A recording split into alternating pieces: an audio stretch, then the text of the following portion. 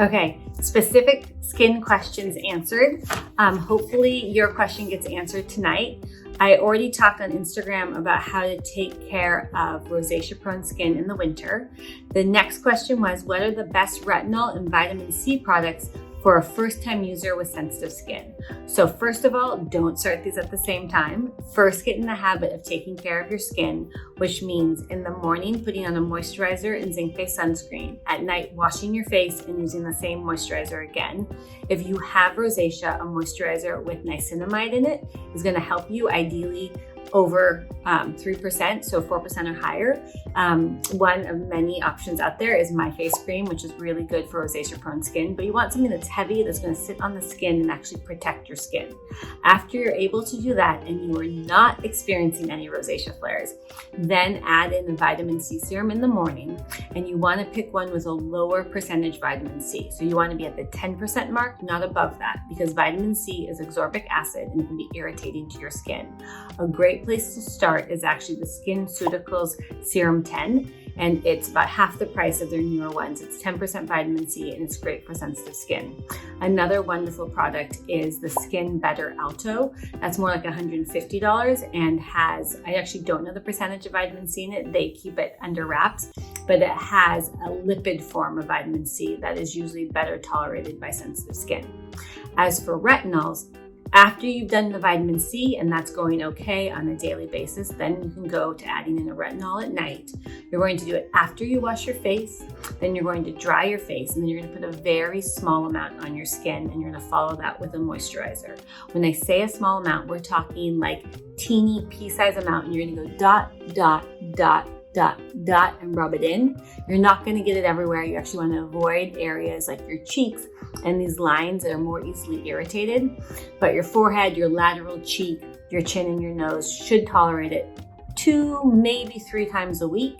And which product you use, you want a lower percentage. So if you're using an over-the-counter retinol, you want to use a 0.25 or less. And if you're getting the prescription, you want to use a 0.025 or less. Some good options out there is SkinCeuticals has a 0.25 retinol, and even some of the over-the-counter ones that don't give you the percentage of retinol, usually that's because it's an even lower percentage. Long term, you want it to be at least a 0.25. Oh, I can't move a spell.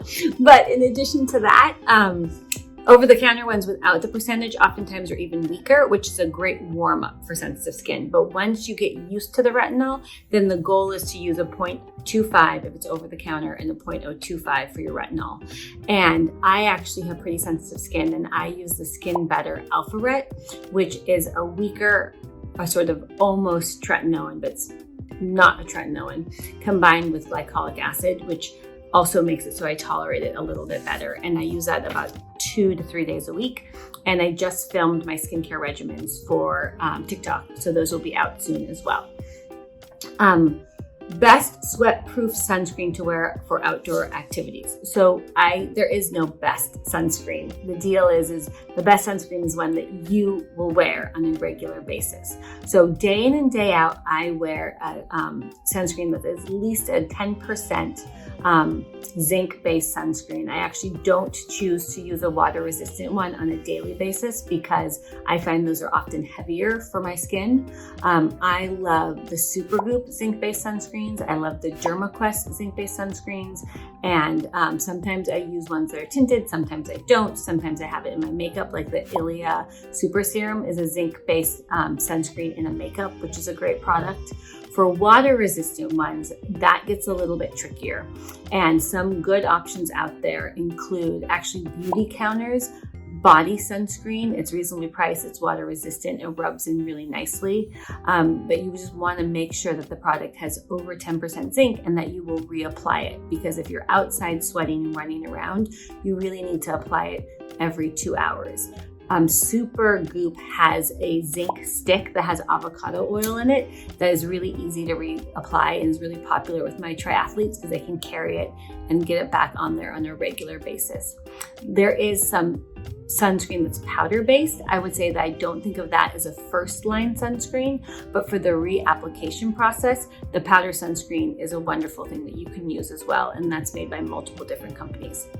Another question was, how often should I be washing my face? Well, I wash my face at night before I go to bed every day. I don't care how tired I am. I don't care how late it is. I always get it off the day's grime. I do not wash my face in the morning. I have dry skin, it's sensitive, and I want to keep those oils that my skin developed at nighttime on my skin and not wash them off.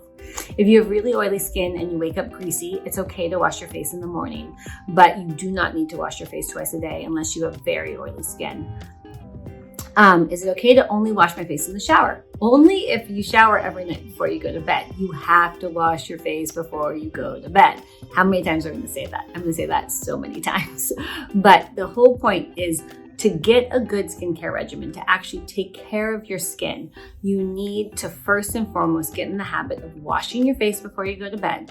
If you wash your face, you then have to moisturize your face. But once you're washing your face and moisturizing your face, then you can get your sunscreen on every morning, and then it's easy to add to your skincare regimen from that. Why is one patch of my skin always drier than the rest, and how do I treat it? That's probably a patch of eczema or dry skin, and we all have areas that we're prone to having a little bit drier skin. It can be on the back of your leg, it can be on your cheek, it can be on your ear, it can be on your eyelid. That's it's like a little chance of aging, right? So those little patches of extra dry skin need extra TLC. They're going to be more sensitive to treatment, so you don't want to put your retinol on it or your vitamin C on it, and they're going to need a thicker, heavier moisturizer. So first and foremost, just put my healing balm on it. That should fix it. If it doesn't, then you might need to see a dermatologist about a prescription for a steroid to help settle down the inflammation, and then the healing balm or a good face cream will take care of it. Tips for rosacea-prone skin, especially during the winter months. That's the question I answered already, but take-home point is rosacea-prone skin is skin that is easily sensitized. Usually the blood vessels are more superficial and they're more easily irritated by changes in the environment as well as what you're putting on your skin. So you gotta protect that skin with a thick, heavy moisturizer, ideally one with niacinamide like my face cream. You also wanna make sure that if your skin barrier is feeling irritated or not intact, or you're feeling like you're having more breakouts, trying a oral probiotic that's specially formulated for your skin can really actually settle down your rosacea, which is super cool. The one I recommend is the Hum Skin Squad. Can Dr. Rogers Face Lotion be applied after applying Triluma on sensitive melasma-prone skin, or is it unsafe to mix these types of products? Totally safe. The Restore products can be mixed with anything. They're food grade. You can eat them. Not that I want you to do that, but put on most skin will tolerate the treatment step better if you follow it with a moisturizer. So put on your melasma medication, your hydroquinone, your tretinoin, follow that with a moisturizer. And if your skin is sensitive, the lotion may not be strong enough for you. You might actually want the face cream, but it's fine to apply them in quick succession, and it's even fine to mix them. How to care for skin that typically gets dry cheeks and an oily forehead. So that's the whole concept of combination cream or combination skin, or like the T-zone being oilier. The way you treat that is you put more moisturizer on your cheeks and you put more treatment on your T-zone. So when you use your glycolic acid or your retinol at night, you're gonna load that up in your forehead, nose, and chin and avoid your cheeks. And then you're gonna follow that with a moisturizer and put the moisturizer lightly on your forehead, nose, and cheeks, but really pile it up around the moisturizer lightly on your forehead, nose, and chin, and then really pile up the moisturizer on your cheeks. And sometimes even follow that with a slugging step like plain Vaseline or my healing balm on your cheeks to really keep the hydration in there. Okay, random awesome questions. Thank you, and I look forward to talking with you again soon.